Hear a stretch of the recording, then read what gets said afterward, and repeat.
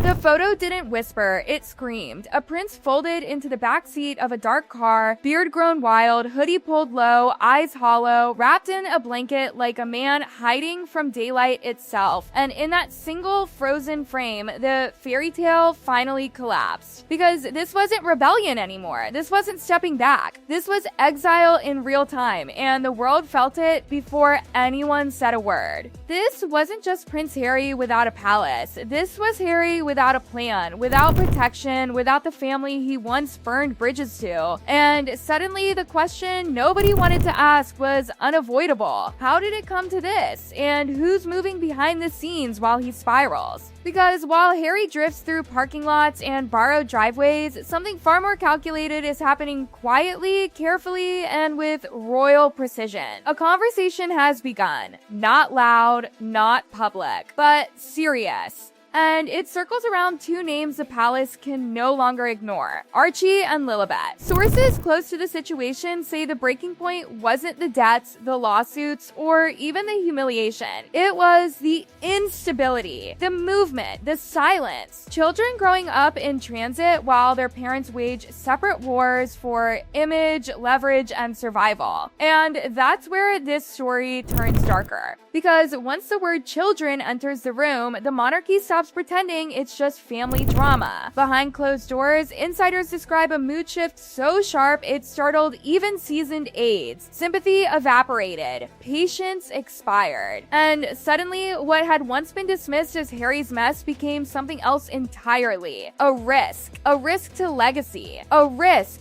to optics. A risk the crown could not afford to explain away. Whispers began circulating in the same corridors where abdications were once debated. Whispers about intervention, about structure, about whether watching quietly had crossed into negligence. And all the while, Harry kept moving, never staying long, never anchoring, never explaining. Those close to former security detail paint a bleak picture. Nights spent with the engine running for warmth. Showers borrowed from gym facilities. Phones swapped often. Contacts shrinking by the day. No entourage. No handlers. No script. Just a man surviving minute to minute, while the world watches and speculates whether he even knows what's unfolding around him. And then there's the other half of the story. The half smiling into cameras, floating through curated spaces, appearing untouched by the chaos, swallowing everything behind the scenes. Separate arrivals, separate exits, separate narratives. Observers didn't miss it. Neither did the palace. The absence of the children became the loudest detail of all. No school routines confirmed, no consistent base, no stable schedule anyone could verify. And in royal terms, that's not a lifestyle choice, that's a red flag. Quiet reports began circulating internally, not accusations, assessments, timelines. Questions framed carefully enough to avoid headlines, but serious enough to trigger protocol reviews. And here's where it gets uncomfortable. Because while the public frames this as abandonment versus independence, insiders say the palace sees it differently. They see two minors with royal bloodlines growing up without predictability, without visible safeguards, without a long-term environment, and that is something the institution has historically acted on, no matter how unpopular the optics. This isn't about punishment, it's about control. A senior royal source put it bluntly, we've survived scandals. We don't survive negligence. Behind the scenes, language shifted from support to standards, from privacy to responsibility. And that's when the phrase started appearing in conversations that were never meant to leak. Safe return, not a kidnapping, not a public grab, a framework, a way to reintroduce stability without detonating a media firestorm, a way to say the children are protected without saying who failed them. And here's the part that has Harry's remaining allies uneasy. He may not even be aware how far these discussions have progressed, because while he drifts, reacts, the palace plans. While he reacts, the institution calculates. And while the world argues over sympathy, insiders say the crown is already mapping outcomes, legal, diplomatic, reputational, with one overriding priority: the children must not become collateral damage in their parents' unraveling. The irony is brutal. Harry once accused the institution of coldness, of calculation, of putting optics before people. But now, faced with chaos, it's that very machinery he may need and can no longer access. No bailout, no rescue, no quiet forgiveness, just a widening distance between a man in exile and a system preparing to move without him. And as the pressure builds, one truth becomes impossible to ignore. When the monarchy stops reacting emotionally and starts moving procedurally, something irreversible is already in motion. Harry may think he's being frozen out, but the crown doesn't freeze people out. It moves on. And the next move won't be about him at all. It will be about Archie. It will be about Lilibet. And whether the palace believes waiting any longer is a risk it can't afford. By the time February crept in, the silence had grown teeth. Because here's what most people misunderstand about royal crises: the loudest damage is never done in public. It happens in conference rooms, in briefings, in polite sentences that sound harmless but redraw futures. And right now, every quiet room from London to Los Angeles feels like it's holding its breath. Harry is still moving. Still unseen by day, still avoiding the places that once rolled out velvet ropes for him. Not because he's hiding from photographers, but because the invitations stopped. The calls slowed. The "let's talk soon" texts turned into "read receipts" with no follow-up. Isolation doesn't arrive with a bang, it arrives with fewer options. And insiders say that's exactly where he is, not broke of spirit, not broken entirely, but cornered by consequence. The deals that once felt guaranteed now come with conditions. The platforms that once courted him now ask what he can offer that isn't already said. And the only thing he still has in unlimited supply is proximity to the one story the world never stops buying: the royal family. That's what makes this moment dangerous. Because when a man feels he's been cut off from legacy, from funding, from influence, he reaches for the one asset nobody can repossess: memory. Palace aides know it. Media executives know it. Even his old friends know it. Harry doesn't need proof to create a storm. He just needs a camera and a grievance. And yet he hasn't spoken. That's the detail keeping royal strategists awake at night. Not the noise, the quiet. Because silence before a move is never empty. It's preparation.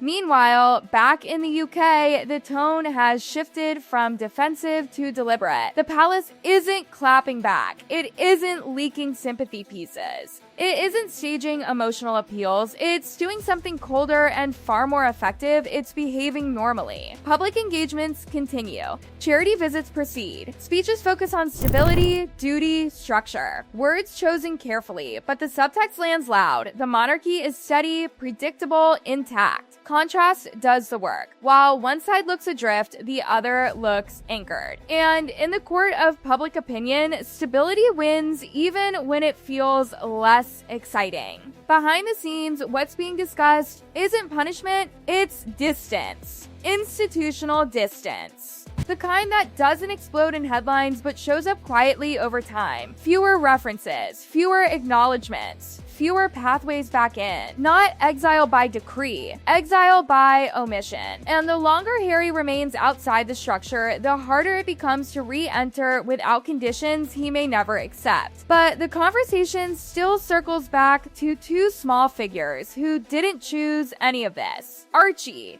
Lilibet. Not as symbols, not as leverage, but as variables the institution cannot ignore. Their futures stretch decades beyond this moment, beyond their parents' choices, beyond the current drama cycle. And from the palace perspective, long-term optics matter more than short-term feelings. There's a phrase floating quietly in advisory circles: continuity planning. It doesn't mean removal. It doesn't mean a dramatic intervention. It means ensuring that no matter how turbulent things get, there are always pathways for those children to step into stability later, if needed. education, citizenship, identity. Frameworks built now so that options exist later. Because royal history has taught them one brutal lesson: chaos in one generation echoes into the next. And here's the twist nobody predicted. Some insiders believe Harry might actually agree with parts of that. Not publicly, not in a way that feels like surrender, but privately, as a father who understands instability better than most. He knows what fractured childhood looks like under a global microscope. He lived it, which means the coming battle may not be loud. It may be quiet negotiations disguised as routine logistics. Schooling discussions framed as travel planning, residency questions wrapped in visa paperwork. No spectacle, just positioning. And hovering over all of it is the unspoken reality that neither side can scorch the earth without burning the children's future too. So the palace moves carefully, and Harry moves carefully. And the world fills the silence with theories, outrage, sympathy, and speculation. But here's what the cameras don't see. There are still lines of communication open. Thin ones, tense ones, but open. Messages pass through intermediaries. Updates shared through legal channels. Not warmth, but not total war either. Because despite everything, blood doesn't become water just because the headlines get ugly. The real question isn't whether Harry is spiraling. It's whether he hits bottom alone, or whether someone quietly builds a landing spot he can't see yet. And that's where this story stops being about scandal and starts being about timing. If he speaks too soon, he looks reckless. If he waits too long, he looks irrelevant. If the palace moves too fast, it looks cruel. If it waits too long, it looks negligent. So both sides hover at the edge of action, watching, calculating, bracing. The public wants a blow up. The press wants to tell all. The internet wants sides to pick. But the people inside the story are thinking years ahead, not weeks. And somewhere in the middle of all this strategy, pride, and power, there's still a man in his 40s trying to figure out whether walking away bought him freedom or just left him without a map. Exile isn't just distance from a place. It's distance from the version of yourself that used to make sense. Harry hasn't found the new version yet. The palace hasn't decided if it wants him to. And the future of this fractured chapter won't be decided by emotion, outrage, or even love. It will be decided by who moves first and who can afford to wait.